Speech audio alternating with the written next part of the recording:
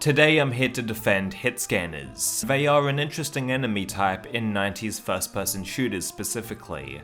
I know that they get a bad rap because of the modern military shooters that were released during the 2000s, but I feel like they do provide some utility in the older FPS games. The major difference between HITSCANNERS from military shooters like Call of Duty and 90s shooters like Doom, Quake and Duke Nukem is the way you can stun lock the latter and how they add to the combat, rather than making things unfair. While there's no projectile coming at you to dodge, the enemies still have attacks that you can anticipate and move out of the way from, usually by going behind some cover for a moment. In Duke 3D, you perform almost like a combat dance, where you get into cover to not get hit by their shotgun fire, then you pop out, shoot your gun, and possibly repeat once more to kill them. Doom is a similar beast, where you can duck out of the HITSCANNERS line of fire, and they have the least amount of health, so they can easily be dispatched. The issue with modern HITSCANNERS in FPS games is that you just get shot immediately, and it doesn't feel like those enemies were designed with any real purpose in mind. I do think projectile-based enemies are the way to go for the most part, with DUSK only incorporating them and melee enemies into the combat loop. Although hitscan-based enemies might feel cheap at first, in comparison to monsters that toss projectiles,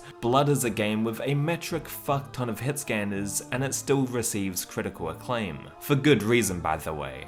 It's interesting how some FPS fans automatically dismiss HITSCANNERS, even though they are crucial to most 90s shooters. I don't think HITSCANNERS were a mistake or anything, and in Doom, Duke Nukem and Blood, they are a core part of the combat design. What do you think about HITSCANNERS, and do you feel that the hate for them is overblown? Tell me in the comments, and since I mentioned DUSK earlier, keep an eye out for tomorrow.